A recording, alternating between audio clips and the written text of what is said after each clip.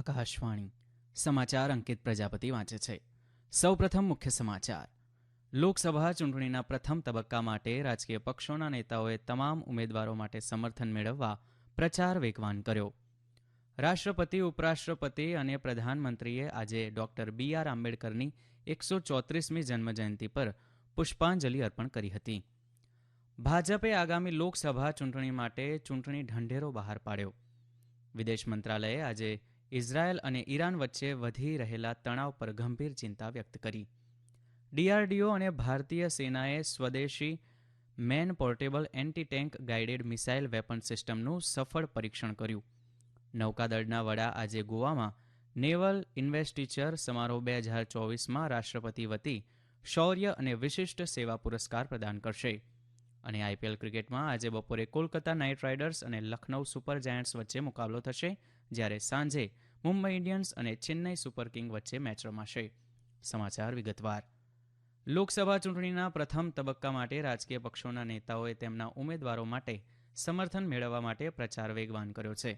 પ્રથમ તબક્કામાં 17 રાજ્યો અને 4 કેન્દ્રશાસિત પ્રદેશોની 102 લોકસભા બેઠકો સાથે સિક્કિમમાં 32 વિધાનસભા બેઠકો અને અરુણાચલ પ્રદેશમાં 60 વિધાનસભા બેઠકો માટે 19મી એપ્રિલે મતદાન થશે. જમ્મુ અને કાશ્મીરમાં ચૂંટણી સત્તાધીશોએ સંસદીય ચૂંટણીઓમાં સ્વસ્થ મતદાતાની ખાતરી કરવા માટે તમામ બૂથ લેવલ ઓફિસરોને મતદાનના 5થી 7 દિવસ પહેલા મતદારોને મતદાર સ્લીપનું 100% વિતરણ સુનિશ્ચિત કરવા જણાવ્યું છે. આનાથી મતદારોને તેમના મતદાન મથકો અને ક્રમાંકોની યાદીમાં સરળતાથી ટ્રેક કરવામાં મદદ મળશે. ભાજપના વરિષ્ઠ નેતા અને પ્રધાનમંત્રી નરેન્દ્ર મોદી આજે કર્ણાટકની એક દિવસીય મુલાકાતે છે. તેઓ બપોરે મૈસૂરમાં એક જાહેર રેલીને સંબોધશે, ત્યારબાદ મેંગલુરુમાં રોડ શો યોજશે. શ્રી મોદી આજે મધ્યપ્રદેશના નર્મદાપુરમ લોકસભા ક્ષેત્રમાં એક જાહેર સભાને પણ સંબોધિત કરશે. રાષ્ટ્રપતિ દ્રૌપદી મુર્મુ, ઉપરાષ્ટ્રપતિ જગદીપ ધનખડ અને પ્રધાનમંત્રી નરેન્દ્ર મોદીએ આજે ડોક્ટર બી.આર. આંબેડકરની 134મી જન્મજયંતિ પર સંસદ ભવનમાં તેમની પ્રતિમાને પુષ્પાંજલિ અર્પણ કરી હતી. તેઓએ આ પ્રસંગે રાષ્ટ્રને શુભેચ્છા પાઠવી હતી. એક સંદેશમાં રાષ્ટ્રપતિએ જણાવ્યું હતું કે સામાજિક પરિવર્તનના પ્રણેતા અને બહુમુખી વ્યક્તિત્વ ધરાવતા બી.આર. આંબેડકરે કાયદાવિદ, શિક્ષણવિદ, અર્થશાસ્ત્રી, સમાજ સુધારક અને રાજકીય નેતા તરીકે દેશ અને સમાજમાં અસાધારણ યોગદાન આપ્યું છે. ઉપરાષ્ટ્રપતિએ લોકોને ડોક્ટર આંબેડકરે નિર્ધારિત કરેલા આદર્શોને અપનાવવા અને ન્યાયપૂર્ણ અને સમાન સમાજના તેમના દ્રષ્ટિકોણને સાકાર કરવા માટે અપીલ કરી હતી.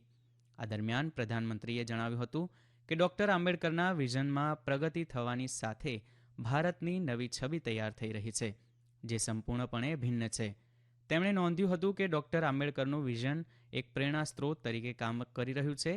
આજે make in India, smart city mission, Mudra Yojana, startup India અને સ્ટેન્ડઅપ ઇન્ડિયા સહિતની પહેલોએ ડોક્ટર આંબેડકરના સર્વસમાવેશક વિકાસના વિઝનને આગળ વધાર્યું છે તથા દેશમાં યુવાન નવ પ્રવર્તકો અને ઉદ્યોગ સાહસિકોને પ્રોત્સાહન આપ્યું છે. ભારતીય જનતા પાર્ટીએ આજે નવી દિલ્હી સ્થિત તેના મુખ્ય કાર્યાલય ખાતેથી આગામી લોકસભા ચૂંટણી માટે સંકલ્પપત્ર ચૂંટણી ઢંઢેરો બહાર પાડ્યો છે, જેમાં પક્ષે સમાન નાગરિક સંહિતા, એક રાષ્ટ્ર એક ચૂંટણી અને સિંગલ મતદાર યાદીનું વચન આપ્યું છે. ભાજપના અગ્રણી અને પ્રધાનમંત્રી નરેન્દ્ર મોદી, પક્ષના અધ્યક્ષ જેપી નડ્ડા, પક્ષના વરિષ્ઠ નેતાઓ રાજનાથસિંહ, અમિત શાહ, નિર્મલા સીતારમણ સાથે સંકલ્પપત્રમાં ભાજપે પીએમ અન્ન યોજના હેઠળ આગામી 5 વર્ષ સુધી મફત રાશન આપવાનું ચાલુ રાખવાનું વચન આપ્યું છે. વરિષ્ઠ નાગરિકોને આવરી લેવા માટે આયુષ્યમાન યોજનાનું વિસ્તરણ, 3 કરોડ લક્ષપતિ બહેનોને સશક્ત બનાવવા પર ધ્યાન કેન્દ્રિત કરવામાં આવ્યું છે.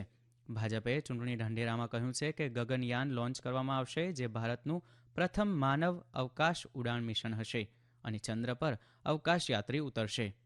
પક્ષે આગળ ભારતીય અંતરિક્ષ સ્ટેશનની સ્થાપના કરવાનું અને દેશ માટે બીજા લોન્ચ કોમ્પ્લેક્સને કાર્યરત કરવાનું વચન આપ્યું છે. ચૂંટણી ઢંઢેરામાં ભારતને હવામાન તૈયાર અને આબોહવા સ્માર્ટ બનાવવા માટે મોસમ નામનું રાષ્ટ્રીય વાતાવરણીય મિશન શરૂ કરવાનું વચન પણ આપવામાં આવ્યું છે. પૂર્વોત્તરમાં શાંતિ જાળવવા પર ભાજપે તેના સંકલ્પપત્રમાં જણાવ્યું હતું કે પાર્ટી અશાંત વિસ્તારોમાં મુદ્દાઓને ઉકેલવા અને તબક્કાવાર રીતે તેને દૂર કરવાના પ્રયાસો ચાલુ રાખશે. પક્ષે સતત પ્રયાસો દ્વારા પૂર્વોત્તર રાજ્યો વચ્ચે આંતરરાજ્ય સરહદ વિવાદોના નિરાકરણ તરફ વધુ કામ કરવાનું વચન આપ્યું છે.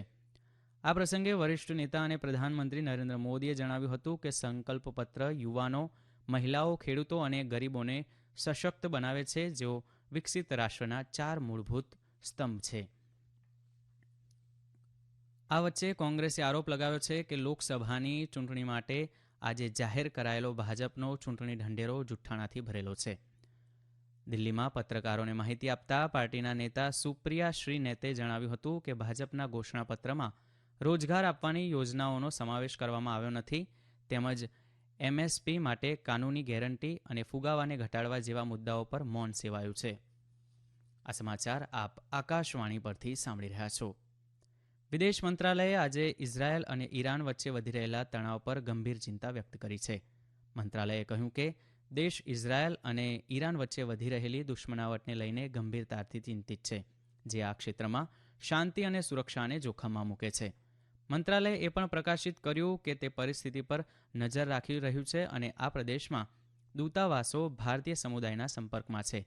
તાત્કાલિક ડી-એસ્કેલેશનની હાકલ કરતા મંત્રાલયે પ્રદેશમાં સુરક્ષા અને સ્થિરતા જાળવવાના મહત્વ પર ભાર મૂક્યો હતો. તેમણે બંને રાષ્ટ્રોને હિંસાથી પાછળ હટવા અને કૂટનીતિના માર્ગ પર પાછા ફરવા વિનંતી કરી હતી.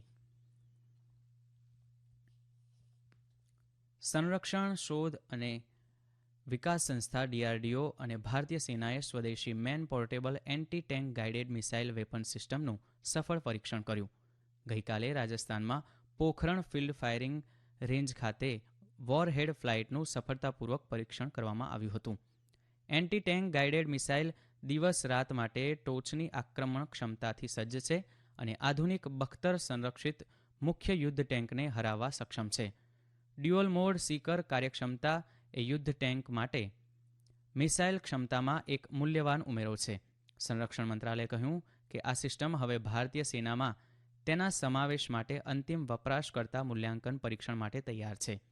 સંરક્ષણ મંત્રી રાજનાથસિંહે સિસ્ટમના સફળ પરીક્ષણ માટે DRDO અને ભારતીય સેનાની પ્રશંસા કરી હતી.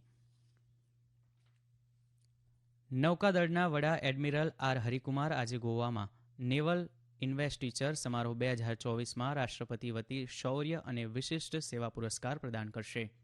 આ સમારોહનું આયોજન નૌકાદળ બેઝ INS હંસા ખાતે નૌકાદળના કર્મચારીઓને સન્માન આપવા માટે કરવામાં આવશે, જેમણે બહાદુરી, નેતૃત્વ, વ્યાવસાયિક સિદ્ધિ અને ઉચ્ચ સ્તરની વિશિષ્ટ સેવાનું પ્રદર્શન કર્યું છે. સમારોહમાં નૌસેનાના જવાનોને શૌર્ય ચંદ્રક, નૌસેનામાં ફરજ પ્રત્યેની નિષ્ઠા માટે ચંદ્રક અને વિશિષ્ટ સેવા ચંદ્રક સહિતના પુરસ્કારો અર્પણ કરવામાં આવશે. IPL ક્રિકેટમાં આજે 2 મેચ રમાશે. કોલકાતાના ઈડન ગાર્ડન્સ ખાતે કોલકાતા નાઇટ રાઇડર્સ અને લખનૌ સુપર જાયન્ટ્સ વચ્ચે મુકાબલો થશે. મેચ બપોરે 3:30 કલાકે શરૂ થશે, જ્યારે બીજી મેચ મુંબઈ ઇન્ડિયન્સ અને ચેન્નઈ સુપર કિંગ્સ વચ્ચે મુંબઈના વાનખેડે સ્ટેડિયમમાં રમાશે. આ મેચ સાંજે 7:30 વાગે શરૂ થશે. ગઈકાલે ચંદીગઢ ખાતે રમાયેલ મેચમાં રાજસ્થાન રોયલે પંજાબ કિંગ્સને 3 વિકેટે હરાવ્યું હતું. જમ્મુ કાશ્મીરમાં હિમવર્ષા બાદ રાજૌરી અને પૂંચના જોડિયા સરહદી જિલ્લાઓને જોડતો ઐતિહાસિક મુગલ રોડ વાહનોની અવરજવર માટે બંધ કરી દેવાયો છે. અમારા આકાશવાણીના જમ્મુના સંવાદદાતા જણાવે છે કે કાશ્મીર ખીણને જમ્મુ વિભાગ અને દેશના બાકીના ભાગો સાથે જોડતો વૈકલ્પિક રાષ્ટ્રીય ધોરીમાર્ગ પીર કી ગલી સહિત રસ્તા પર અનેક સ્થળોએ હિમવર્ષાને કારણે બંધ કરી દેવાયેલા રસ્તાઓમાં આ પણ એક રસ્તો સામેલ છે. સોમાલિયાના ચાંચિયાઓએ આજે વહેલી સવારે અપહરણ કરાયેલા બાંગ્લાદેશી કાર્ગો જહાજ MV અબ્દુલ્લા અને તેના 23 ખલાસીઓના સમગ્ર ક્રૂને મુક્ત કર્યા છે. આ જહાજની માલિકી ધરાવતા બાંગ્લાદેશના KSRM ગ્રુપે આ જાહેરાત કરી છે. અંતમાં મુખ્ય સમાચાર ફરી એકવાર. લોકસભા ચૂંટણીના પ્રથમ તબક્કા માટે રાજકીય પક્ષોના નેતાઓએ તેમના ઉમેદવારો માટે સમર્થન મેળવવા પ્રચાર વેગવાન કર્યો. રાષ્ટ્રપતિ, ઉપરાષ્ટ્રપતિ અને પ્રધાનમંત્રીએ આજે ડોક્ટર BR આંબેડકરની 134મી જન્મજયંતિ પર પુષ્પાંજલિ અર્પણ કરી હતી. ભાજપે આગામી લોકસભા ચૂંટણી માટે ચૂંટણી ઢંઢેરો બહાર પાડ્યો અને વિદેશ મંત્રાલયે આજે ઇઝરાયલ અને ઈરાન વચ્ચે વધી રહેલા તણાવ પર ગંભીર ચિંતા વ્યક્ત કરી. આકાશવાણી પરથી સમાચાર પૂરા થયા.